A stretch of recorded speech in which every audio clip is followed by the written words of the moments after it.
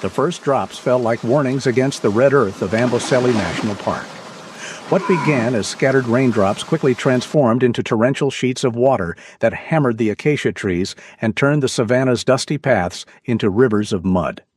This was November 2023, and Kenya was experiencing one of its most devastating rainy seasons in decades, a direct consequence of climate patterns that had grown increasingly erratic and violent. Matriarch Temba lifted her massive head, water streaming down her weathered face as her ancient eyes scanned the rapidly changing landscape. At 57 years old, she had navigated her herd through countless challenges: droughts that lasted years, territorial disputes with neighboring clans, and the ever-present threat of poachers. But this storm felt different. The rain fell with an intensity she had never witnessed, transforming familiar terrain into an alien waterworld where even the most experienced elephants struggled to find their footing. Her family unit, 12 elephants ranging from her own grandchildren to distant cousins, clustered together in the limited shelter of a grove of fever trees. Among them was Casey, a young mother barely into her 20s, whose 3-month-old calf, Keto, pressed against her massive flank. Keto was small even for his age, weighing perhaps 300 pounds compared to the typical 400 for a calf his age. His diminutive size was both a blessing and a curse. He could move more quickly than larger calves, but he was also more vulnerable to the elements and predators. The rain had been falling for 3 days straight, and what had once been seasonal waterholes were now raging torrents. The Kimana River, typically a gentle stream that the elephants could wade across with ease, had swollen into a brown, churning monster that carried away everything in its path: fallen trees, boulders, and the occasional desperate animal that had miscalculated the current's power. Temba made the decision that would haunt her for months to come. The herd needed to cross the river before it rose any higher, before the surrounding land became completely flooded and cut off their access to higher ground. She had seen floods before, but never like this. The water was rising by the hour, and soon there would be no choice but to swim through waters that could easily drown even a full-grown elephant. The matriarch stepped into the churning brown water first, her massive body creating a wake as she tested the depth and current. The water reached her belly, then her chest, as she moved slowly and deliberately forward. Behind her, the other elephants followed in single file, the calves positioned between the larger adults for protection. Cassie entered the water with Keto pressed against her side, his small trunk curled around hers as they moved deeper into the flood. The current was stronger than Temba had anticipated. She felt her feet lose contact with the bottom as the water reached her shoulders, and for a terrifying moment she was swimming rather than walking. Behind her, she could hear the trumpeting of her family as they struggled to maintain their formation in the powerful current. The water was not just deep, it was violent, filled with debris that struck them like battering rams. Keto, pressed against his mother's side, felt the water rise past his legs, then his belly. His small body was no match for the current that wanted to sweep him away from everything he knew and loved. He trumpeted in fear, a high-pitched sound barely audible over the roar of the flood. Cassie tried to keep him close, wrapping her trunk around his small body, but the current had other plans. A massive tree trunk, carried by the flood like a battering ram, struck Cassie's rear legs with devastating force. The impact sent her tumbling sideways, and in that moment of chaos, her grip on Keto loosened. The calf was swept away from his mother's protective embrace, carried by the brown water like a piece of driftwood. His terrified trumpeting was swallowed by the storm as he disappeared into the churning rapids. Cassie's anguished calls echoed across the floodwaters as she tried desperately to swim against the current, to follow her baby's path downstream. But Temba's commanding trumpet cut through her panic, a sound that demanded immediate attention and obedience. The matriarch's message was clear and heartbreaking. The survival of the herd took precedence over any individual, even a calf.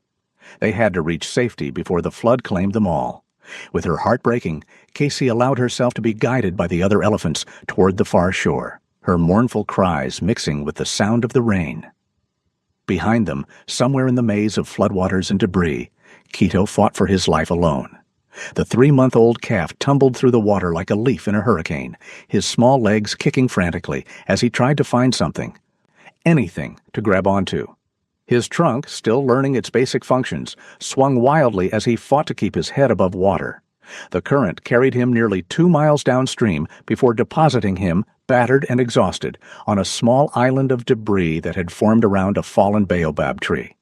As the storm raged around him, Quito pulled himself onto the precarious platform of tangled branches and mud. His body shook from cold and trauma, and for the first time in his young life, he was completely alone. The familiar scent of his mother was gone, replaced by the alien smell of floodwater and decay. His plaintive calls for help were swallowed by the storm, and as darkness fell over the flooded landscape, the little calf curled into a ball and waited for morning, not knowing if he would survive the night. The rain continued to fall, drumming against his small body as temperatures dropped and hypothermia became as dangerous as the flood itself.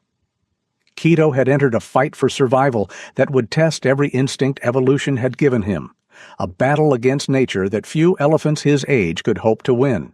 Dawn brought no relief to Quito's desperate situation. The storm had finally begun to subside, but the damage was catastrophic. What had once been familiar savanna was now an endless expanse of brown water dotted with islands of debris and the occasional crown of a submerged acacia tree. The little elephant found himself stranded on a mound of tangled branches and mud that rose barely 3 feet above the floodwaters, a precarious refuge that could disappear with the next strong current. Quito's body ached from his terrifying journey downstream.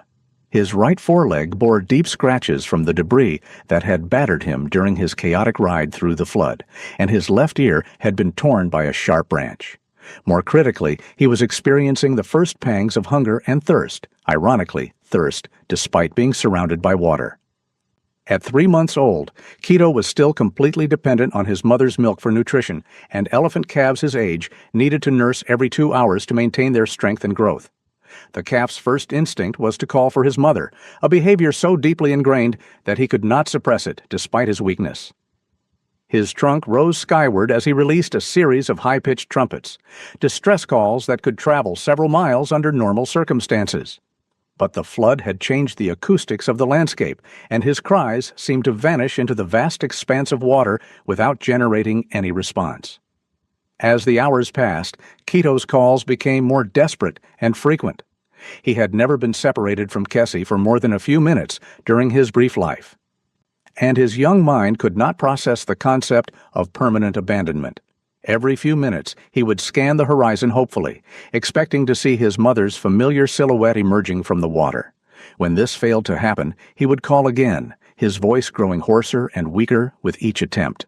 By midday, hunger had joined thirst as a constant companion. Quito's stomach cramped with need, and he instinctively began to search his immediate environment for something, anything, that might provide nourishment. Elephant calves learned to supplement their diet with vegetation around the age of 6 months. But Quito was only half that age and had never consumed anything other than his mother's milk. His trunk, still clumsy and inexperienced, explored the muddy debris around him, occasionally wrapping around a stick or leaf before dropping it in confusion. The water surrounding his small island was brown and filled with organic matter, debris from the flood that had stirred up sediment and waste.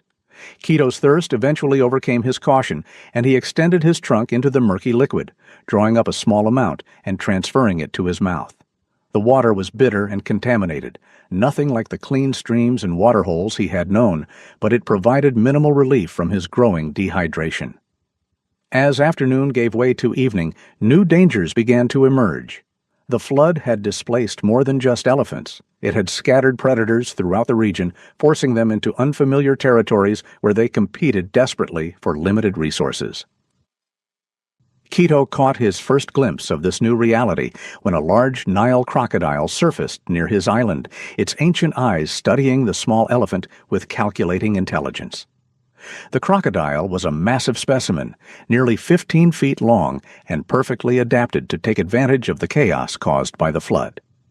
It had been feeding well on the animals that had drowned or been injured during the storm, and while a healthy adult elephant would be far beyond its capabilities, a small, isolated calf represented an opportunity that could not be ignored. The reptile submerged again, but Quito could sense its presence in the water around him, a patient and deadly threat that would wait for the perfect moment to strike. As darkness fell over the flooded landscape, Quito experienced terror unlike anything evolution had prepared him for. Elephant calves are never alone in the wild.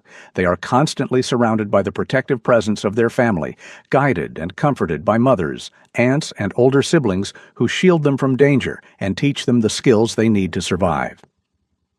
Without this protection, Quito was utterly vulnerable to predators, weather, and his own inexperience. The night sounds of the flood zone were alien and frightening. The constant lapping of water against debris was punctuated by the calls of displaced animals, the desperate lowing of cattle that had escaped from flooded farms, the haunting whoops of hyenas that had been forced from their territory, and the occasional splash that might indicate a crocodile or hippo moving through the water nearby. Quito pressed himself against the largest piece of debris on his island, a massive tree trunk that provided some psychological comfort, if not actual protection. His body shook with cold and fear as the temperature dropped, and his calls for his mother became weak whimpers that barely disturbed the night air. For the first time since his birth, he was learning what it meant to be truly alone, and his young mind struggled to process the overwhelming nature of his situation. The second day brought new challenges. The flood waters had receded slightly during the night, revealing more of the devastated landscape, but also making Quito's situation more precarious. His island of debris was now partially grounded on a mudbank, but it was also more accessible to land-based predators that might be willing to wade through the shallow water to reach him. Quito's hunger had progressed from discomfort to genuine pain. His small body was beginning to consume its own fat reserves, a process that could sustain him for perhaps a week, but would leave him increasingly weak and vulnerable. His attempts to find edible vegetation had been unsuccessful. The flood had stripped most plant matter from the area, and what remained was either too mature for a young calf to process or contaminated by floodwater. More dangerous than hunger, however, was dehydration. The contaminated floodwater that Quito had been drinking was not providing adequate hydration, and his body was beginning to show signs of distress. His skin lost its elasticity, and his eyes began to sink slightly into their sockets. Most critically, his trunk, the most important tool in an elephant's arsenal, was becoming less responsive and precise as dehydration affected his muscle control. It was during this second day that Quito encountered his first serious predator. A large spotted hyena, itself displaced by the flood, had been following the scent of easy prey and had located the stranded calf. Hyenas are formidable predators under the best circumstances, but flood conditions had made this particular individual desperate and aggressive. It approached through the shallow water with the confidence of an animal that had already claimed several flood victims. Quito's response was pure instinct. Despite his weakness and inexperience, he reared up on his hind legs and trumpeted with all the strength he could muster, a defensive display that his genes remembered, even if his mind did not understand it. The hyena paused, calculating the effort required to bring down even a small elephant against the potential for injury. For several long minutes, predator and prey stared at each other across 20 feet of muddy water, each waiting for the other to make the first move. The confrontation ended when a second hyena appeared on the opposite side of Quito's island. The little elephant found himself caught between two predators, each testing his defenses and looking for signs of weakness. Quito's trumpeting became more frantic, and he swung his small trunk wildly, trying to appear larger and more dangerous than his 300 pounds would suggest. The hyenas circled slowly, but something, perhaps the memory of adult elephants and their devastating power, held them back from making the final commitment to attack. The standoff lasted until the afternoon, when the approaching sound of a helicopter caused both hyenas to retreat into the cover of partially submerged bushes. The aircraft passed overhead without stopping, likely conducting flood damage assessment for the Kenya Wildlife Service, but its appearance was enough to break the tension and send the predators in search of easier prey. As his second night alone approached, Quito was failing rapidly. His calls for help had become barely audible whispers, and his movements were sluggish and uncoordinated. The combination of hunger, dehydration, and constant stress was overwhelming his young body's ability to cope. He had perhaps one more day before his situation became irreversible, one more day before the flood that had separated him from his family would claim his life as surely as if he had drowned in its currents. Yet even in his extremity, Quito continued to hope. Every few hours he would lift his head and scan the horizon, looking for the familiar shapes of elephants that might signal rescue.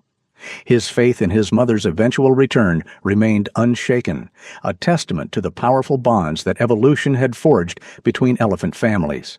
As he settled into his third night alone, Quito clung to this hope like a lifeline, unaware that hundreds of miles above him, satellite phones were carrying urgent messages between wildlife rescue organizations about a small heat signature detected on aerial surveillance footage. A signature that might represent his only chance for survival. The morning of Quito's fourth day alone dawned clear and bright, a cruel mockery of his deteriorating condition. The little elephant had survived another cold night, but his body was shutting down systematically. His trunk hung listlessly, no longer strong enough to lift for more than a few seconds at a time. His eyes, once bright and curious, had dulled with dehydration and exhaustion. Most tellingly, he had stopped calling for his mother. Not from despair, but because his vocal cords could no longer produce the sounds that had sustained his hope for 3 days. The floodwaters had receded further during the night, revealing more of the devastated landscape that surrounded Quito's shrinking island. Where once there had been thriving acacia groves and green grasslands, now there were only mud flats dotted with the carcasses of animals that had not survived the flood. The smell of decay hung heavy in the morning air, a grim reminder of the disaster's scope and the fragility of life in the African wilderness.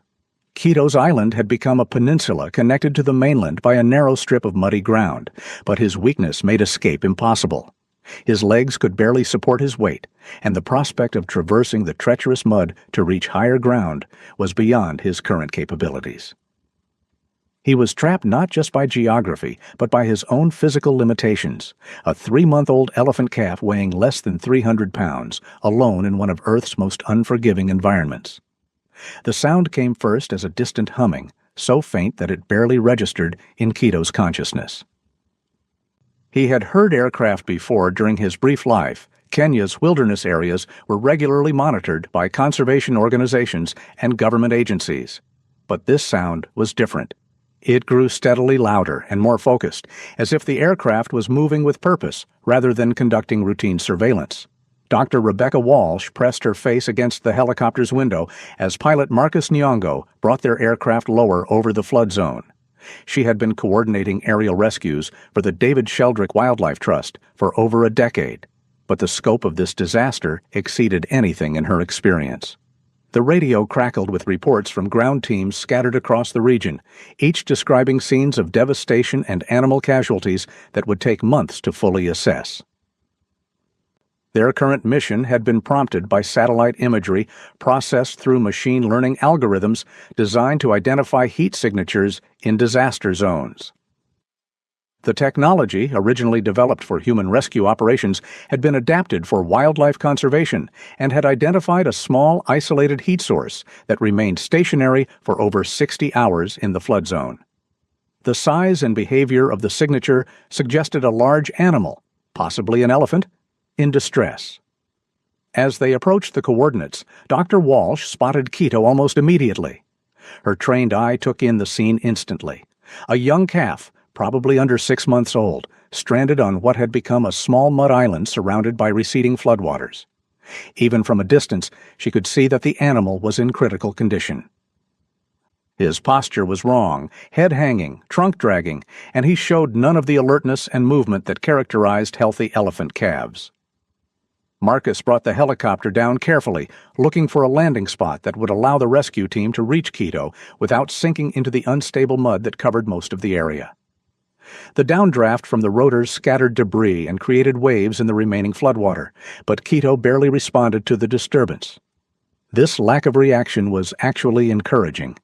It suggested that the calf was too weak to flee, which would make the rescue operation significantly safer and more manageable. The helicopter settled onto a slight rise approximately 200 meters from Quito's position. Dr. Walsh and her team, veterinary assistant Sarah Chen, and wildlife technician Joseph Karuki quickly unloaded their equipment and began the challenging approach across the unstable terrain. Each carried specialized rescue gear, tranquilizer equipment, emergency medical supplies, and most importantly, elephant milk formula that could begin addressing Quito's critical nutritional needs immediately. The approach took nearly 30 minutes as they navigated carefully across the treacherous mudflats. One wrong step could plunge them into hidden pools or unstable mud that might trap them as effectively as it had trapped their target. Dr. Walsh led the way, using a long probe to test the ground ahead and identify safe pathways through the obstacle course of debris and mud. As they drew closer, the true extent of Quito's condition became apparent. The calf was severely dehydrated, his skin tenting when Dr. Walsh gently pinched it to test elasticity. His breathing was rapid and shallow, indicating significant stress, and his body temperature was dangerously low from prolonged exposure. Most concerning was his lack of response to their approach. Healthy elephant calves were naturally curious and would have shown some reaction to strange humans, but Quito barely lifted his head as the rescue team surrounded him. Dr. Walsh's first priority was stabilization. From her emergency kit, she withdrew a bottle of specially formulated elephant milk replacer and approached Quito slowly, speaking in soft, soothing tones that might penetrate his trauma-induced stupor. The calf's trunk showed minimal response as she gently guided it toward the bottle. But the scent of milk seemed to trigger some deep instinct. Quito's mouth opened slightly, and Dr. Walsh was able to provide the first nutrition he had received in over 70 hours. The feeding process was painstakingly slow. Quito's digestive system, stressed by days without food, could only handle small amounts at a time. Dr. Walsh provided the milk in careful increments, watching for signs of distress that might indicate his body was rejecting the nutrition. Between feeding attempts, Sarah Chen administered subcutaneous fluids to address the critical dehydration, while Joseph Karuki documented the calf's condition and began preparing for the delicate process of moving him to the helicopter. Transporting a 300-pound elephant calf across 200 meters of unstable terrain presented significant logistical challenges. The team had come prepared with a specialized rescue sling designed for young elephants, but the approach to the helicopter would require careful coordination and significant physical effort. Additionally, they needed to maintain Quito's medical support throughout the journey, continuing fluid replacement and monitoring his vital signs for any deterioration. The rescue took over 2 hours from initial contact to helicopter departure. By the time they secured Quito in the aircraft, he had consumed nearly a liter of milk formula and received substantial fluid replacement therapy. His body temperature had stabilized, and while he remained critically weak, Dr. Walsh detected subtle improvements in his responsiveness and alertness. Most encouragingly, he had begun to show interest in the milk bottle, reaching for it with his trunk rather than simply accepting it passively. As Marcus lifted the helicopter away from the flood zone and headed toward the Sheldrick Wildlife Trust's nursery facility in Nairobi, Dr. Walsh continued monitoring Quito's condition. The flight would take 90 minutes, during which time she would need to maintain his medical support and watch for any complications that might arise from the stress of transport.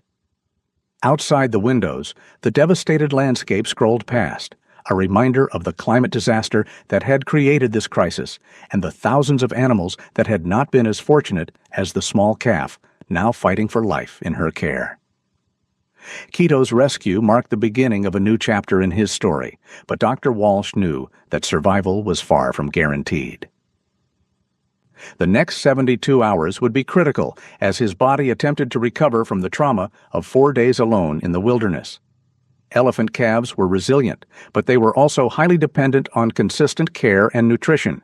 The real test would come not in the dramatic helicopter rescue, but in the quiet hours of around-the-clock medical care that would determine whether this remarkable young survivor would live to see his first birthday. As Nairobi's skyline appeared on the horizon, Dr. Walsh allowed herself a moment of cautious optimism. Quito had survived the impossible. 4 days alone in flood conditions that had killed animals many times his size. If he could channel that same determination into recovery, he might become one of the conservation success stories that made all the heartbreak and difficulty of wildlife rescue work worthwhile. But first, he would need to make it through the night, and then the next day, and the day after that, as his small body fought to heal from an ordeal that should have killed him several times over. The helicopter touched down at the Sheldrick facility as the sun began to set over Kenya's capital city. Within minutes, Quito was transferred to a specially equipped intensive care unit where a team of veterinarians and elephant keepers would begin the long process of nursing him back to health. His fight for survival was entering a new phase, but for the first time since the floodwaters had swept him away from his mother, he was no longer alone. The early morning air at the Sheldrick Wildlife Trust carried the familiar sounds of awakening elephants. The gentle rumbling communications between keepers and their charges, the soft thud of massive feet on packed earth, and the occasional trumpet of excitement as breakfast approached. Among these sounds, one voice stood out with particular clarity and strength. Quito's powerful call announcing his readiness for the day ahead. 6 months after his rescue from the flood zone, Quito had transformed from a dying calf into a robust and confident young elephant weighing over 600 pounds. His growth had been remarkable, aided by round-the-clock care, specialized nutrition, and most importantly, the companionship of other orphaned elephants who had become his adopted family. The trauma of his 4 days alone had left subtle marks on his behavior. He remained more clingy to his keepers than most orphans and showed heightened anxiety during rainstorms. But his resilience had proven stronger than his fears. Dr. Walsh stood at the fence of Quito's enclosure, clipboard in hand, as she conducted her weekly assessment. Her notes recorded steady progress, excellent weight gain, normal social behaviors with other elephants, and increasingly independent feeding patterns that suggested he would eventually be ready for reintegration into the wild. Most remarkably, Quito had shown no lasting physical effects from his ordeal. The wounds on his leg and ear had healed completely, leaving only faint scars that would serve as permanent reminders of his early brush with mortality. The young elephant approached the fence with the confident gait of an animal that knew he belonged, that had found safety and purpose in his new environment. His trunk reached through the rails to investigate Dr. Walsh's clipboard with the insatiable curiosity that characterized healthy elephant calves. When she offered him a piece of sweet potato from her pocket, he accepted it with the gentle precision that spoke to hours of patient training and trust building. Quito's integration into the orphan herd had been one of the most successful Dr. Walsh had witnessed. Within 2 weeks of his arrival, he had bonded with Amara, a slightly older female calf who had lost her family to poachers 6 months earlier. Their relationship mirrored the protective partnerships that characterized wild elephant families, with Amara taking on many of the protective and teaching roles that would normally be filled by an older sister or cousin. The broader implications of Quito's rescue extended far beyond one calf's survival. His story had become a powerful symbol in the fight against climate change and its impact on wildlife. The flood that nearly killed him was part of a pattern of increasingly severe weather events that threatened elephant populations across East Africa. Traditional migration routes were being disrupted, water sources were becoming unpredictable, and calves like Quito were paying the price for humanity's failure to address global warming. Yet there was also hope in his story. Quito represented the possibility of adaptation and recovery, both for individual animals and for conservation efforts as a whole. His rescue had been made possible by new technologies, satellite monitoring, helicopter coordination, and advanced veterinary techniques that were allowing conservationists to respond more effectively to wildlife emergencies. More importantly, his survival demonstrated the remarkable resilience of elephants when given the support they needed to overcome adversity. As Dr. Walsh completed her assessment and prepared to move on to the next enclosure, she reflected on the broader meaning of Quito's story. Climate change would continue to create more orphans like him, more emergency rescues, more heartbreaking separations of elephant families. But it would also create more opportunities for human intervention, more success stories, and more reasons to believe that coexistence between humans and wildlife was not only possible, but essential. Quito trumpeted once more as Dr. Walsh walked away, a sound of contentment and strength that carried across the facility and mixed with the voices of 50 other orphaned elephants who had found new purpose in their lives. Each had their own story of loss and recovery, but together they represented something larger, a testament to the power of compassion, the possibility of healing, and the enduring hope that even in the face of global environmental catastrophe, individual lives could be saved. Individual stories could have happy endings, and individual elephants like Quito could grow up to become the guardians of their species' future. In 2 years, if his development continued on its current trajectory, Quito would be released back into the wild, joining one of the carefully monitored herds that lived in the protected areas surrounding Mount Kenya. He would carry with him the lessons learned during his time in human care, but also the deep scars and deeper strength that came from surviving the impossible. He would become a bridge between the world of wildlife conservation and the world of wild elephants, a living reminder that sometimes the most powerful force in nature is not the storm or the flood, but the simple, stubborn determination to survive. As the sun rose higher over the Kenyan highlands, Quito settled into the morning routine that had become his new normal. Breakfast with his adopted family, playtime in the mud wallows, and the constant comforting presence of humans who had dedicated their lives to giving orphaned elephants a second chance. He was no longer the desperate dying calf who had been pulled from the flood zone 6 months earlier. He was something new, a survivor, a symbol, and a source of hope in an uncertain world where climate change threatened to create many more stories like his own. The question was not whether there would be more Quitos. There would be, as long as extreme weather continued to separate elephant families and create orphans. The question was whether humanity would be ready with the helicopters, the milk formula, the medical expertise, and most importantly, the will to intervene when the next small heat signature appeared on the satellite imagery, representing another young life hanging in the balance between survival and extinction. For now, at least, the answer seemed to be yes, and in the peaceful morning sounds of the Sheldrick facility. In Quito's confident trumpet and steady gait, in the dedication of Dr. Walsh and her team, there was reason to believe that compassion and technology together might be strong enough to tip the balance toward hope, one orphaned elephant at a time.